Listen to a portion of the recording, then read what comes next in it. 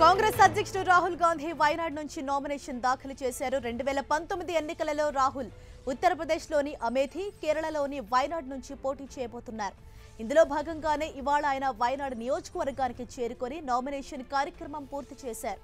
Nomination అనంతరం భారీగా road show నిర్వహించనున్నారు రాహుల్ గాంధీ వెంట ఆయన సోదరి ప్రియాంక గాంధీతో పాటు స్థానిక కాంగ్రెస్ నేతలు, కార్యకర్తలు ఉన్నారు. మరి దీనికి సంబంధించిన పూర్తి డీటెయిల్స్ మా ఢిల్లీ ప్రతినిధి గోపీకృష్ణ మనకు అందిస్తారు.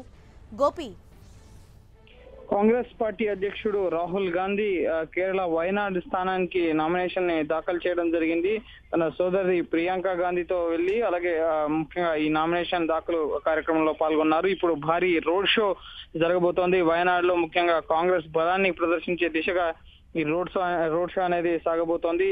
కాంగ్రెస్ పార్టీ అధ్యక్షుడు రాహుల్ గాంధీ అలాగే ప్రియాంక గాంధీ సహా ముకుల్ వాస్నిక్ అలాగే ఉమన్ చాందీ అలాగే కేరళ పిసిసి నాయకులు, భారీగా యూత్ కాంగ్రెస్ నాయకులు అలాగే కాంగ్రెస్ కార్యకర్తలంతా కూడా ఈ రోడ్ షోలో పాల్గొనబోతున్నారు. కోజికోడ్ నుంచి హెలికాప్టర్ ద్వారా వయనాడ్ చేరుకుని వయనాడ్ డిస్ట్రిక్ట్ కలెక్టర్ కార్యాలయంలో ఈ నామినేషన్ ని దాఖలు చేయడం జరిగింది. ఏప్రిల్ 23న ఈ వయనాడ్ స్థానానికి మూడవ విడత ఎన్నికల్లో భాగంగా లోక్సభ ఎన్నికలకు సంబంధించి ముఖ్యంగా ఏప్రిల్ 23న ఎన్నికలు అనేవి జరగబోతున్నాయి. ఇప్పుడు అమేథీ నుంచి పోటీ చేసే రాహుల్ గాంధీ తొలిసారి దక్షిణ భారతదేశం పైన ఫోకస్ చేయడం జరిగింది. కేరళ వయనాడ్ స్థానాన్ని ఎంచుకున్నారు. ముఖ్యంగా ఈ దక్షిణ భారతదేశంలో ప్రధానంగా భరోసా లేకుండా ఉన్నారు. తమని పరిగణలోకి తీసుకోవడం లేదు ఏ కేంద్ర ప్రభుత్వం వచ్చినా ప్రస్తుతం ఉన్న ప్రభుత్వం. సో అందుకనే భరోసా కల్పించేందుకే నేను వయనాడ్ స్థానాన్ని ఎంచుకోవడం జరిగిందని చెప్పి రాహుల్ గాంధీ చెప్తున్నారు. మెజారిటీగా ఇక్కడ ఉన్న ప్రజానికం, ముఖ్యంగా మైనారిటీలు, ముస్లింలు అలాగే ఆదివాసీలు ఎక్కువగా ముఖ్యంగా ఈ వయనాడ్ కాన్స్టిట్యున్సీలో నివసిస్తూ ఉంటారు. ప్రధానంగా ఇప్పటి వరకు రెండు సార్లు ఇదే స్థానం నుంచి కాంగ్రెస్ పార్టీ గెలుపొందింది. 2009లో అలాగే 2014లో ఈ స్థానాన్ని మైనారిటీ అభ్యర్థికి కేటాయించి కాంగ్రెస్ గెలుచుకోవడం జరిగింది. మొత్తం కేరళలో 20 ముఖ్యంగా ఎంపీ స్థానాలు ఉన్నాయి లోక్సభకు సంబంధించి. సో కాంగ్రెస్ బలంగా ఉన్న పార్టీ కూడా కేరళలో.